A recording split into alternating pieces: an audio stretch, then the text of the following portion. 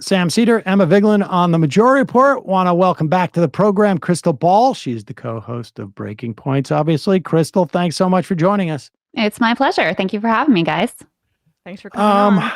Let's start with, Tim Walz was picked this week. It feels like it's been months, but everything's been condensed in so many dates. What, just your take, broadly speaking, on, I guess, Walz, and then the implications of that pick, both in terms of like what it means within the context of the Democratic coalition and the implications what it's going to mean on the race.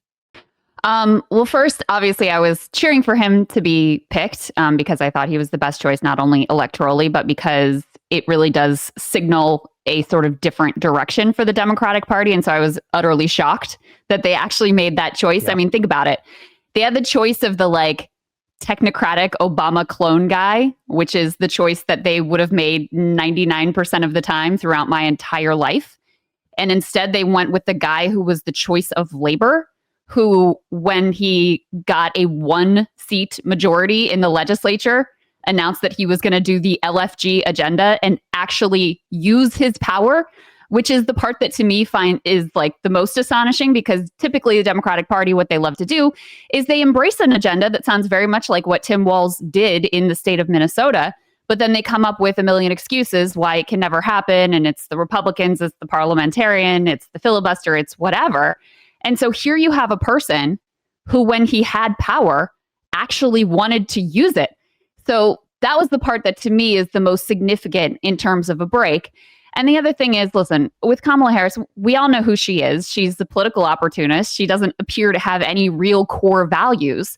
So this was the first most important signal of whether the pieces of the domestic Biden agenda that I support, and I know you guys support, that were a positive move away from the Obama administration, was that a blip on the radar? Or is that, in fact, the direction that the politically expedient politician will take at this point? And I think Tim Walz is an early indication that not that she wants to be FDR, but that through a hard-nosed, cold-hearted, politically expedient calculus, she surveyed the landscape and was pushed by Obama, Nancy Pelosi, and others, and said, actually, this is the type of candidate that serves my own selfish political interests the best. And to me, that's tremendously exciting. Tremendously. Yep. And I will say that, I mean, the reporting, as you mentioned, indicates that she really appreciated the fact that he used his political capital and actually governed. And the fact that Pelosi was appreciative of him too, and you have everyone from AOC to Fetterman saying, well, we like this guy. It means Manchin. Really, I mean, right. Manchin, it's insane. Did I not say Manchin just right? Fetterman? I meant Manchin. I meant Manchin. I apologize. I meant Manchin. Yeah, everyone from Manchin to AOC saying we like this guy. It means that he has a lot of goodwill, I think, in Congress and on Capitol Hill. I think that's part of why Pelosi was in favor of him.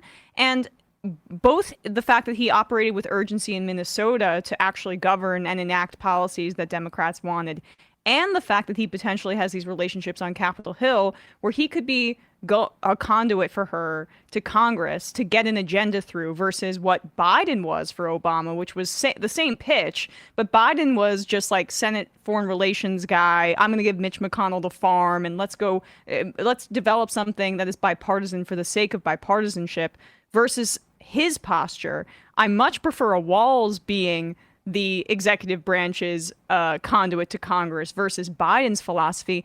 I do think this is a positive signal in the shift of Democrats may, with their targeting of these Midwestern governors too, actually be interested in governing and doing something with their political capital. Yeah, I mean, there's a lot to say about it. First of all, I think it's important to be clear because he was the most progressive of the choices, but it's not like anything he did in Minnesota was wild and crazy. This is bread and butter, mainstream Democratic priorities, a child tax credit, free school lunches, being good to labor, just sort of the basics of what Democrats actually claim to support. It's just that he actually did it. But, I've been really thinking about, okay, well, this does go against, the choice of Walz goes against my perception of the Democratic Party, and specifically Democratic Party elites like Nancy Pelosi and Barack Obama. So where was the model off? What do they see in him, which I'm sure is something different than what we see in him? And I think it was a couple things. I do wonder with Obama if it is literally just he found the Josh Shapiro impression of him really grating and annoying and put him off personally. Like if it was me, that would be very irritating to be on a personal level. But I also think they ran the numbers. We know they did polling. They did not find that Josh Shapiro, I think if they looked at and were like, okay, well, this guy's going to give us Pennsylvania, I think that would have been very difficult to resist. But they looked at the numbers and reportedly he didn't give them any sort of an electoral advantage. And I think we also have to give credit to the uncommitted movement and all of the people who have been raising their voices in opposition to the Biden-Harris policy, pro-genocide policy with regard to Israel and Gaza. Because I think they also had a sense of we don't want to destroy the burgeoning potential unity we have. We don't want to rip off a scab that, has for the moment a little bit subsided by picking the dude who literally compared these protesters to the KKK. Now that has run into a brick wall with Kamala's own treatment of the protesters this week. But I do think that there should be a lot of, I think we really have to give a lot of praise to those who've been organizing and pushing, because without that pressure, I'm not sure that we do end up with the Tim Walz pick. Yeah, I agree with that. And I think we should also note the first real shot across the bow against Shapiro came from 50 education organizations, at least 3 or 4, at least off the top of my head, came from Pennsylvania. And so, I mean, if you're that committed to education that you're willing to say, our governor, whom we probably rely on for some, or in the past have relied on for some funding, we're going to come out publicly and sign a letter that says, do not pick this guy because his education priorities are messed up. That I imagine also weighed heavily. I mean, I think and we should say, and we've been saying for a while, they're all DEI picks, right? There was no women in even contemplated. The idea of a person of color was never contemplated. This had to be a white guy. That was what was stated. In many respects, Joe Biden was a DEI pick as well for Barack Obama. And that I think his flirtations with segregationists and opposing busing, that was a positive in favor of Joe Biden as this will reassure the somewhat racist white moderates. 100%. And we can go back to Joe Lieberman. Because Joe Lieberman, in some respects, was also there to basically supposedly to provide the moral ballast for Al Gore, because Joe Lieberman was the greatest critic of Bill Clinton in the Senate, at least on the Democratic side, of him being, unchaste or whatever it was that Joe Lieberman found a problem with. It's unclear to me exactly. There's so many different stories out there as to Shapiro supposedly called up and said, I'm not sure I want to be number 2. That's cope for him. That he is saving face at that point for the public. Honestly, I didn't even want the job. This was supposedly before it came out. Now it could be cope. It could be from him. It could also be coming from the Harris people to sort of downplay the implications of why they didn't go with him. I mean, we'll never know all this stuff. All we can look at is what you're basically saying, Krystal, which is there was enough problems. He became too much of a painful choice with not enough sort of justification for it, for the campaign or the nascent administration to expend political capital on. And that's basically the way that you win these battles on a week to week, month to month, year to year basis from any type of constituency. But that's the model, is that you're not shifting the ideology of this. I think you're right in terms of Harris being a bit of a cipher. You're not shifting your ideology. You're just cutting off. You're just limiting her choices. So that they go in the direction you want them to. Yeah, that's exactly right. And there's something else that I find to be such an important break with Tim Walz. He provides incredible class diversity.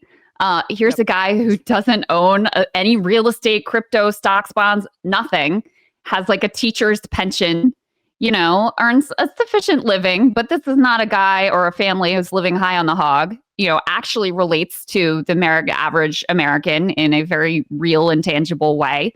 Has a background as a teacher and as a veteran, which is in contrast to every other single Democrat we've ever put on the ticket, who all have legal backgrounds going back to Jimmy Carter.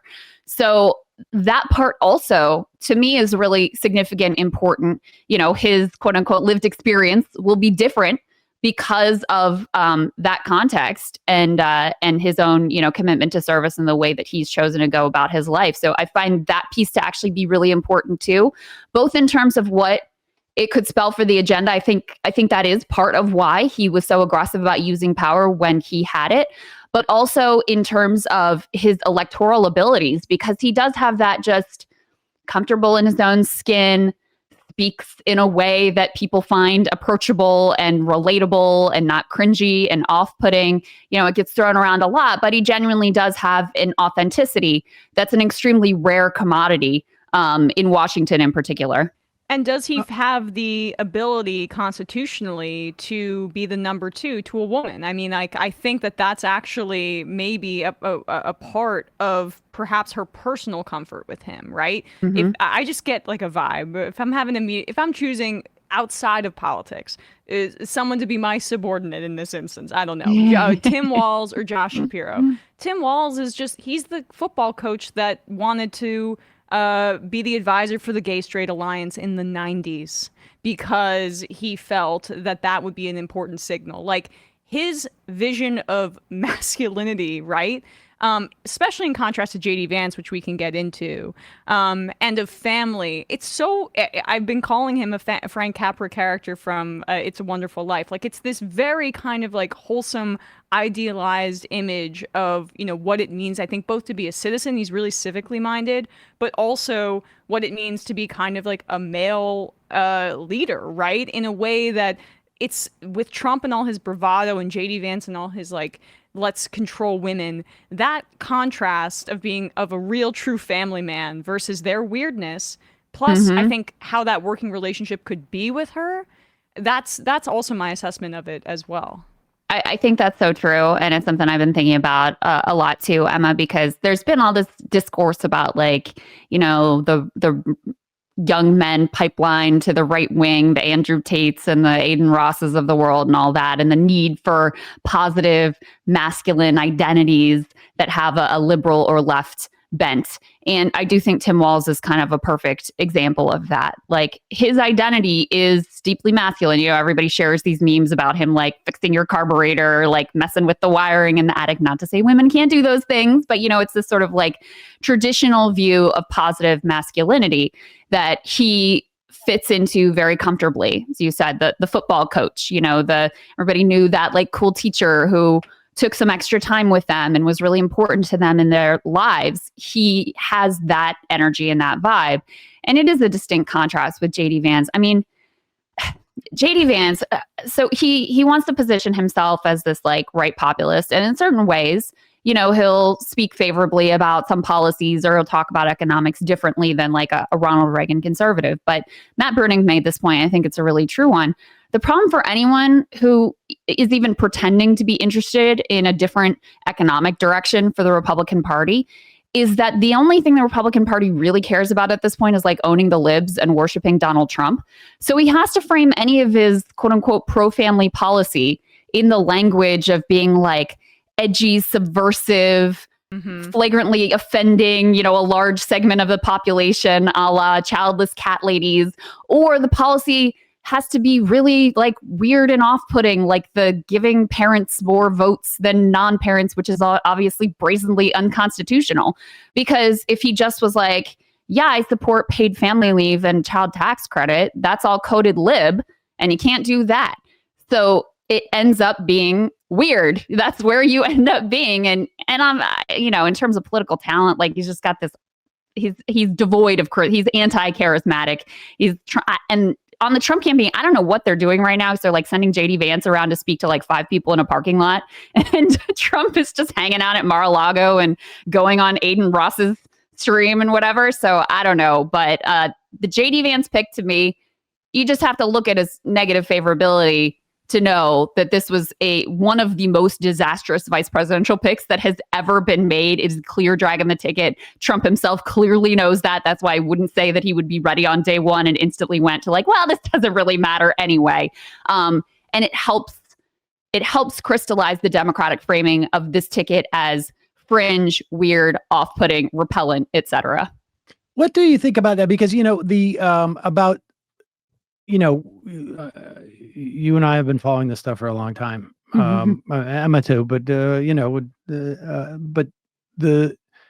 this is, I mean, this change, you know, like, look, JD Vance is a VC. The guy has never made I would wager that he has never made a dollar as a W-2. Like, you know, for him, it's all his income, or at least the great amount of it has come prior to his time in the Senate, through basically, through the capital gains tax.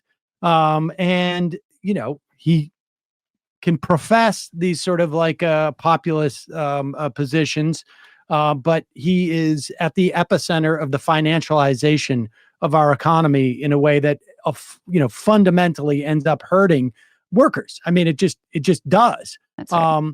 But to have the Democrats attack on such a sort of vibe level is not something that we've seen Democrats do in any way. Like, this is it really, I want to say it's flipped, except for it's not like outside of immigration, really, the Republicans are even referencing anything about policy. They used to be the Democrats would just talk about policy, would not get to the sort of the vibes thing. I remember Ronald Reagan, Morning in America, and the whole concept of like optimism and, get out of the Jimmy Carter malaise, and, Clinton sort of like repositioned, but was firmly sort of like, no government or limited government type of camp. This is a fundamentally different way of Democrats running, and they seem to have embraced it.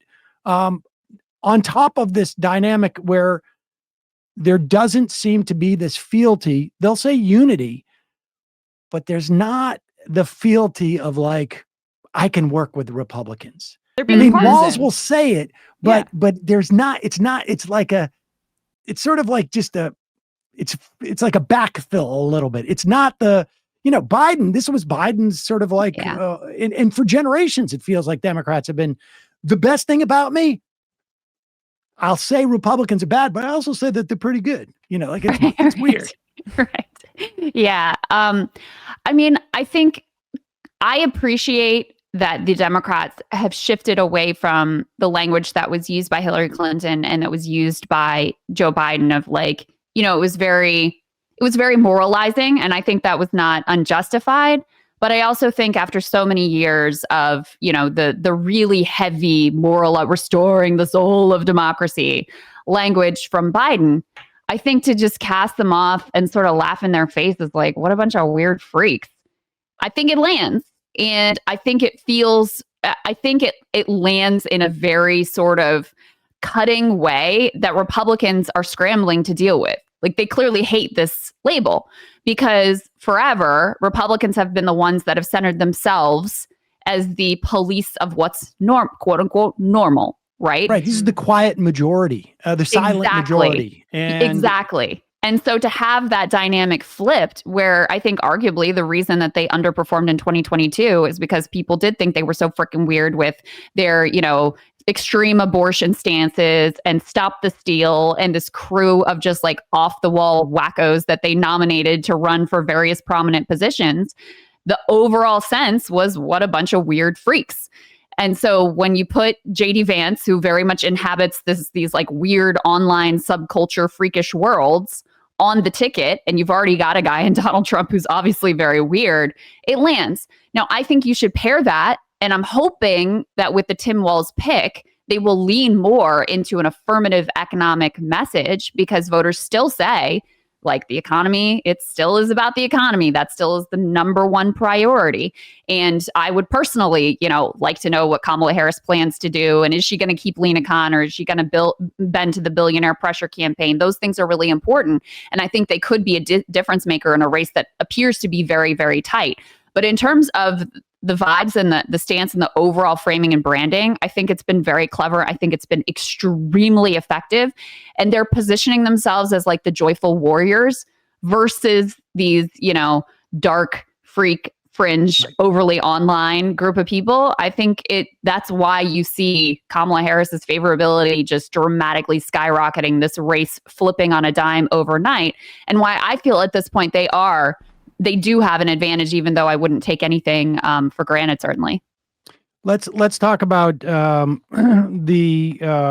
question of foreign policy, specifically towards Israel, which, I don't know, at the end of the day, we'll ever be able to assess how much of that was, how much that contributed to Joe Biden stepping aside. I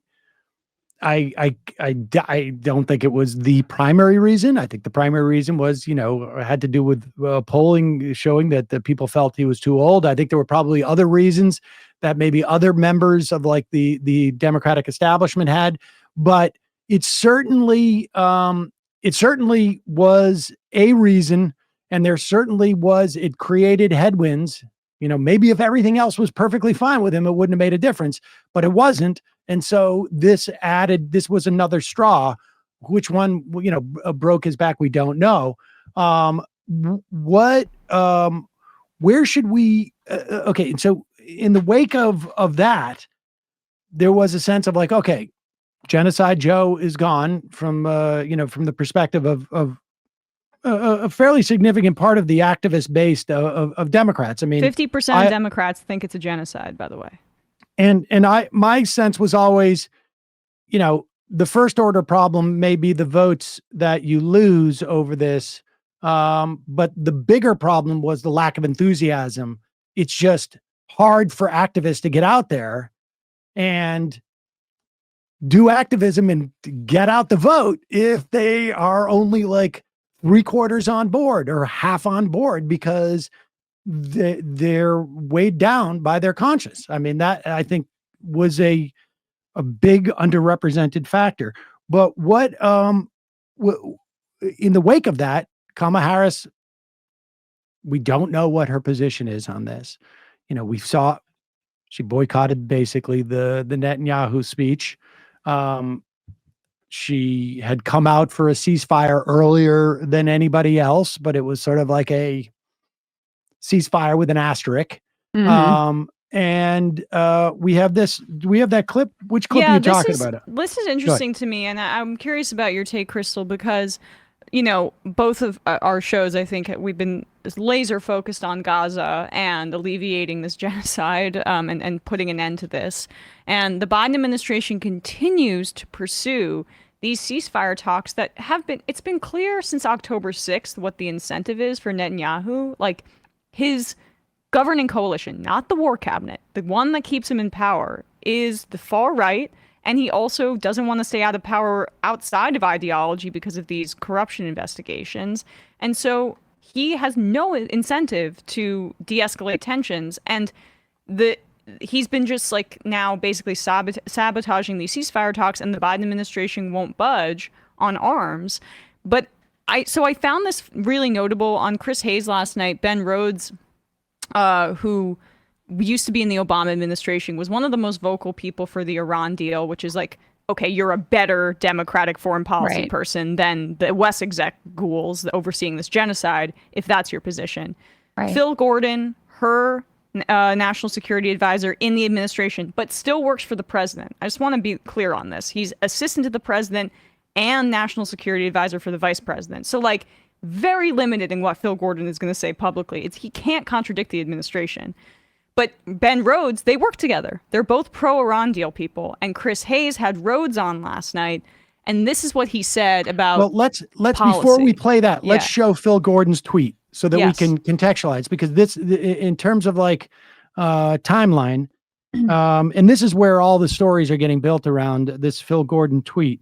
But put this up, Bradley. It says VP has been clear. She will always ensure Israel is able to defend itself against Iran and Iran-backed terrorist groups. She does not support an arms embargo on Israel.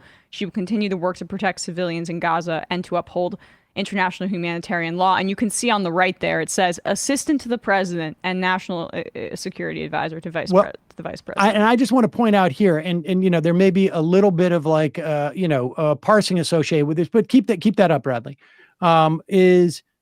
This can be read. This is very nuanced, and I am open to criticism that I am reading too much in this. She's clear. She'll always ensure Israel is able to defend itself against Iran and Iran-backed terrorist groups. Not Israel will always, she will always ensure that Israel is able to fight back and defend itself, period, because that has been the justification in terms of like their assault on Gaza. This is very specific. Defend herself against Iran and Iran-backed terrorist groups. She does not support an arms embargo on Israel. That seems clear. So that's off the table. Then it's separate thought. She will continue to work to protect civilians in Gaza and uphold international humanitarian law. There's a conflict there. There's a potential conflict there. And it's conceivable. This is very sort of like a diplomatic language, and it's easy to read. There's a bit of a Rorschach test here. But with that said, let's play this clip because as Emma's saying, Ben Rhodes here is in some respects could be interpreted as like sort of filling in some of this. And, everything should be taken with a grain of salt. I still remember Austin Goolsbee going up to Canada and telling people Barack Obama is actually not going to get us out of NAFTA. So don't worry about a thing.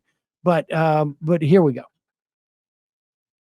I think it's incredibly unlikely, Chris. I mean, the reality is that Plan A has been exactly what you described, plus a kind of Saudi normalization of Israel that could unlock some kind of peace process. Look, the decision makers in those negotiations right now on either side are Bibi Netanyahu from Israel, who can't even stand behind the same Israeli ceasefire position that the administration has lifted up. Every time they get close to a deal, Netanyahu says something that essentially upends the process. And the decision maker, particularly since the assassination of Hania, the leader of Hamas, the decision maker from Hamas is Yahya Sinwar, who's the most militant leader of Hamas sitting in Gaza. And so those are the people that would have to agree to who masterminded the October 7th attacks. I mean, this was his project, yes. Exactly, right? And even if you got a ceasefire for a period of weeks, and this is something I think people have to reflect on, that's not the end of the story. Netanyahu said, well, we'll do this for 6 weeks and then we'll go back in and resume what we're doing to try to destroy Hamas. He also said in his speech before Congress, we don't accept anybody else coming in to run Gaza. We have to have kind of de facto security administration, security control over Gaza. So no matter what happens, the next president is likely to inherit a situation where Gaza is destroyed. There's huge humanitarian challenges. Even if there's some kind of ceasefire in place, there's going to be an open question about who kind of administers Gaza. And so that's kind of where we are. The best case scenario is that they get some kind of deal that returns some hostages, get some calm, get some aid in, but that still doesn't answer these kind of big questions that are outstanding. Now, arms embargo that she shot down or that Phil Gordon shot down, that's the most extreme version of cutting off all military assistance. Arms embargo, though, doesn't define all the options. You can withhold certain offensive military systems to try to press Israel to stop its military operations. That's, I think, what a lot of people have wanted to see is just the utilization of U.S. leverage to compel a ceasefire to get its humanitarian assistance in. She's obviously not going to unpack all of this in public. It's good that she's sitting down and listening to the uncommitted voices, because one way to bring the party together here, and I think Joe Biden could have done more of this, is to hear those voices, to take those concerns seriously, and to make it clear that there'll be, a seat at the table for them to express their views. There is now, again, this is, I will concede part of this is sort of like, aspirational on my part. But Rhodes is out there saying there are not, a complete arms embargo is one thing, cutting off Iron Dome and all these other things is off the table. But he's saying, like, conditioning weapons on a ceasefire and is on the table. And he says clearly, like, she's not gonna do this stuff in public, which of course makes a lot of sense. I don't even think in private it would make sense for her, for Netanyahu to walk away with a sense that, like, she's absolutely going to bring the hammer down, because then the guy attacks Iran the next day. Right. Yeah. I mean, so a couple things. First of all, obviously, her response to the protesters completely sucked and was tone deaf and morally outrageous. And actually, Biden with protesters did a better job. And I think it showcases some of her political faults, not only with regards to this issue, but specifically when she's caught off guard is when she tends to be at her worst. So and you picked up on this right away, Emma, she reverted to this like girl boss power stance that she used against Mike Pence, because that was like what she had in her bag of tricks. Mr. Vice President, I'm speaking.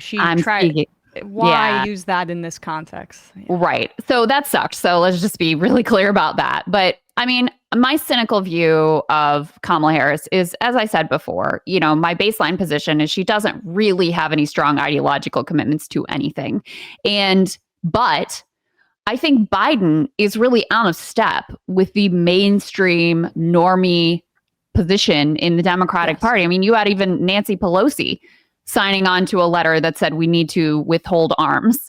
So all that I can reasonably hope for from Kamala Harris is that she will behave like a normal Democrat who at this point thinks very poorly of Bibi Netanyahu and sees him as, a right-wing partisan figure, and that she will respond to political pressure in a way that Joe Biden was not willing to because of his deep-seated ideological commitment to Zionism. He was willing to, show political courage and risk his reelection to back this genocide.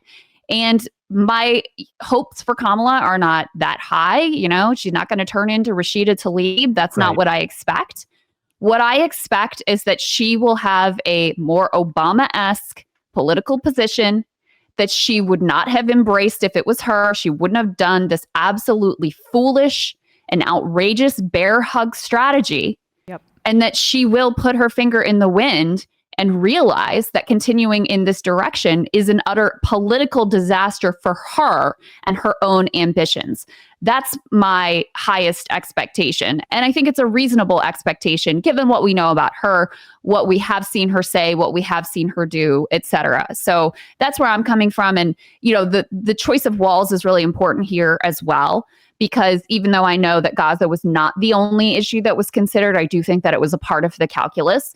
And on the one hand, you have a candidate who I think, given his long-stated track record and his writings and the way he's spoken, and especially the way he spoke about campus protesters in the context of this current conflict, I think Josh Shapiro is a sort of ideologically committed Zionist who may be willing to pay a price to stick with that long-held belief, versus Tim Walz, who, had some really positive and empathetic things to say about the uncommitted movement. And while he also is a standard Democrat on the issue, again, he's not Rashida Tlaib, there also isn't a track record of demonstrated ideological willing to risk my own political capital to stick with this Netanyahu-driven project of Zionism. So that's kind of how I'm looking at it.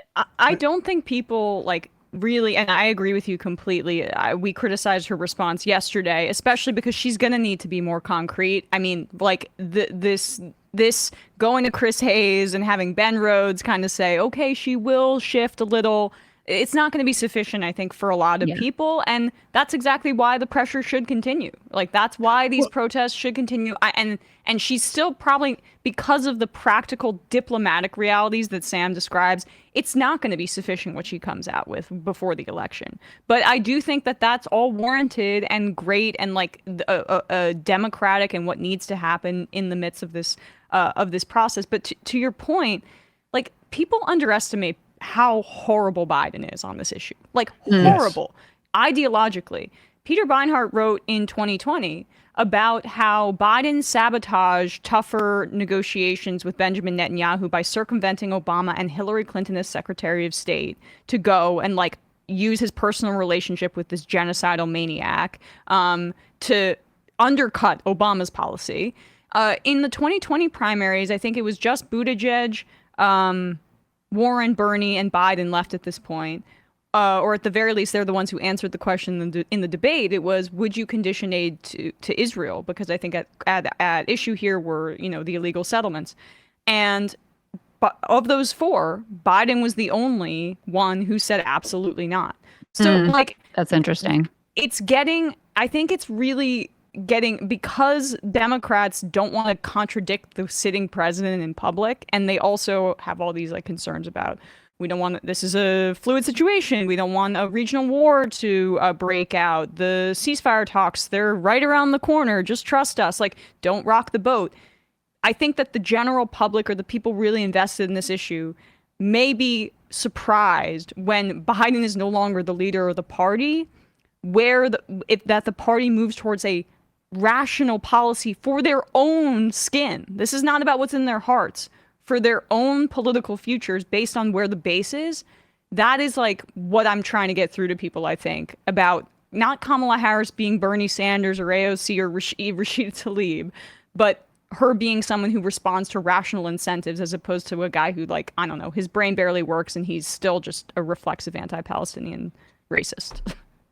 Yeah, I mean, listen, Mark Lamont Hill said this about Joe Biden. I think this is really true, too, is in his 50 years or whatever in Washington, it has never been the wrong political move to be too pro-Israel.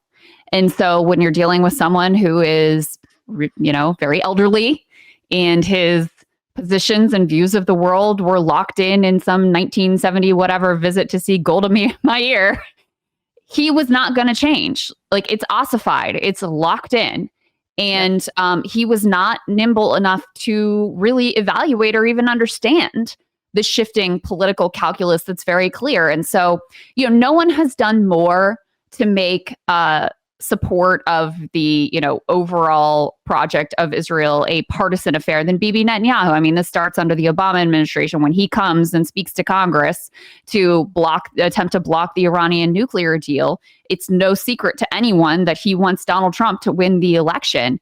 And so again, I think if you just have a normal, relatively nimble political thinker who's evaluating the landscape as it exists today, how do you look at a video of their main political program where they're arguing that rape should be systematized against Palestinians and think that this is a country that we should be wholly throwing our lot in with?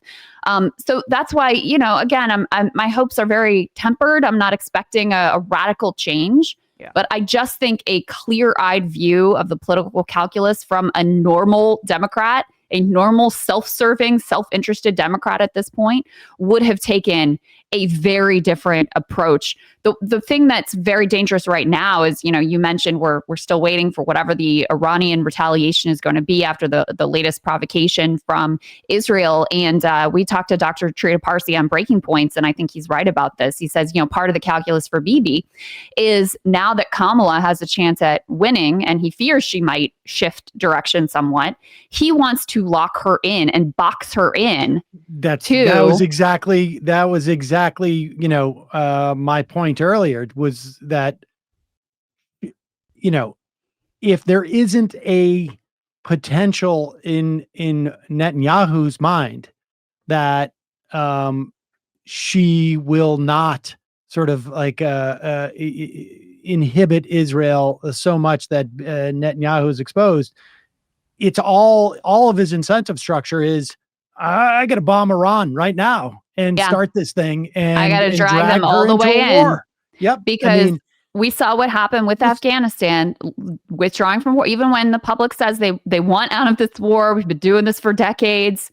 Biden took a huge political hit from withdrawing from Afghanistan, and that's why no one did it before. Because they knew it's easy for it to just fade into the background, and no one except the people who actually have to go and risk their lives are thinking about it too much. And so if we get dragged into some massive regional war, do I think Kamala Harris is going to have the political courage to get us out of that and face all the attacks about her being weak and caving to Iran and blah, blah, blah? No, I do not. And to be clear, because she's a woman, this is like becomes even more of a sort of like a narrative that is easier for people to build than they did around Biden. I mean, True. had Harris overseen the leaving of Afghanistan, I think that would have been, that would still be on the nightly news. They'd still be talking about it as proof. I mean, I'm old enough to remember when, like, what was his name, Schroeder from Colorado. She cried. I don't know if it was like 88 or what it was on the campaign, and that was it, done. The fact that they saw, like, like one of these, and that was it because of the narrative that she was a woman. But all right, so with all that said, like, how does Harris, with the sort of understanding, or at least the awareness that at best she's going to be replacement level Democrat on Israel, which is, better than Biden, because Biden is, again, it wasn't just, I think, with all due respect to Mark Lamont Hill, it wasn't just that he practiced politics. 50 years ago, Menachem Begin reportedly had to say, whoa, to him. And Menachem Begin was, like, former member of the Irgun. Biden was, in many respects, sort of sui generis within the Democratic Party, even in terms of, like, his willingness to sort of, like, allow Israel and encourage Israel to basically kill as many people as you need to feel good about yourself. But with that said, how does, with the understanding that Harris is going to be basically, replacement level Democrat on Israel, which I think replacement level would have been like, you got to end this, or we're cutting off, all of your offensive material. You'll always get the Iron Dome type of thing. What does she need to do? What can she do as a candidate to, at the very least, indicate that, without these sort of setting off these tripwires of, like, you're not supposed to interfere with your president's foreign policy, particularly if you're the vice president? What does she do in that instance? I mean, I think probably the direction to go in is to emphasize the commitment to international law. And, the meetings that she's taking, I think that's really important. But also, with regard to, like, how she handled the protesters, she can say with credibility, that's why we support a ceasefire. We agree with you. We support a ceasefire.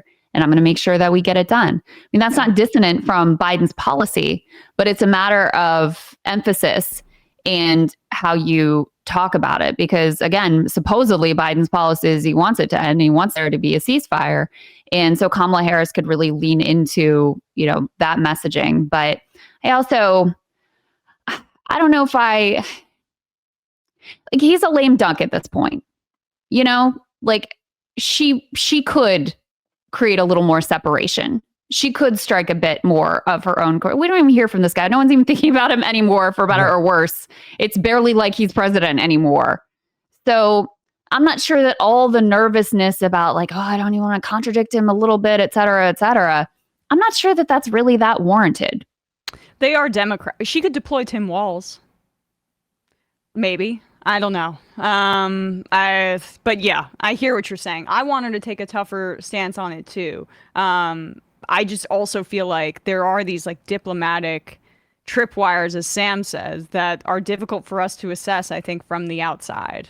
But yeah. And at least at the very least, like, I will say, I think she does have one ideological commitment, because when she ran in 2020, she was running on a kind of childcare first platform. That was what she oriented herself towards in the primary. Her connections with the SEIU, the Care Workers Union in California, those are real. And that's part of why I'm encouraged, at least now we're back domestically, but with the selection of Walz and his work with school lunches in Minnesota, there's an ideological consistency with, if she chooses to go down this path. We don't have a platform from her yet, but there is an ideological consistency that could be good and be a vision forward, I think, for the country, a positive one. Family first, school lunches, paid family leave, all that kind of stuff, that maybe I think she might actually have commitments to. I don't know if she has commitments to it, but I do think that that is most likely to be those sort of like left behind elements of Build Back Better.